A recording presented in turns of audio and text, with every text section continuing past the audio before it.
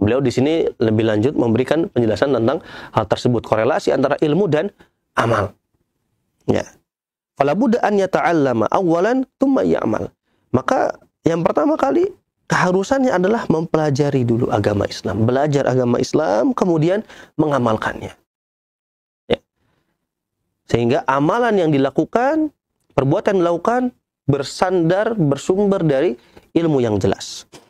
Amma man akhadhal ilma, adapun orang yang belajar, dia mendapatkan ilmu, wa tarakal amal, kemudian dia malah tidak beramal dari ilmu yang dilakukan. Fahadza minal maghdubi alaihim, maka dia menjadi golongan yang dimurkai oleh Allah Subhanahu wa taala. Dan ini identik dengan Yahudi. Sebagaimana dalam surah Al-Fatihah, ghairil maghdubi alaihim. Ya.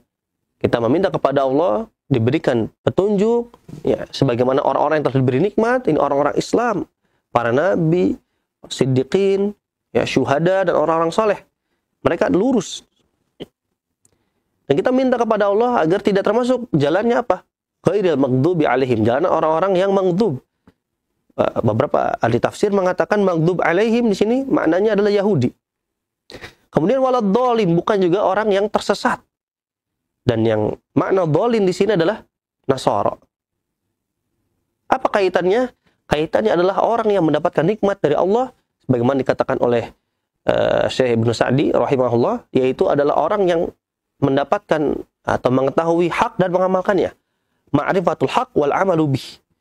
Tahu kebenaran dan mengamalkannya. Tahu mana syariat dan mengamalkan syariat tersebut. Adapun orang Nasara atau orang Yahudi, ya kita bahas Yahudi dulu di sini karena maghdubi alaihim dulu ya. Yahudi, maka mereka adalah orang yang tahu ilmu namun tidak mengamalkan ilmunya. Ahlul ilmi bila amal.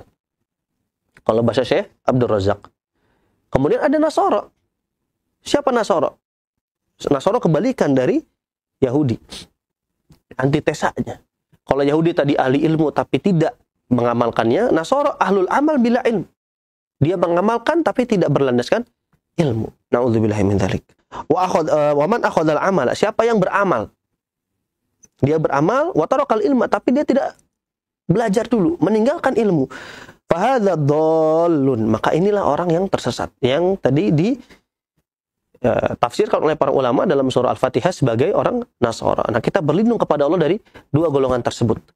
Kita harus meminta kepada Allah agar menjadi orang-orang yang telah diberi nikmat, orang-orang yang memiliki pengetahuan terhadap hak, ma'rifatul haq wal amalu bih, mengetahui kebenaran dan mengamalkannya, sehingga orang-orang yang diberikan kenikmatan oleh Allah adalah ahlul ilmi wal amal, orang yang berilmu dan mengamalkan ilmunya.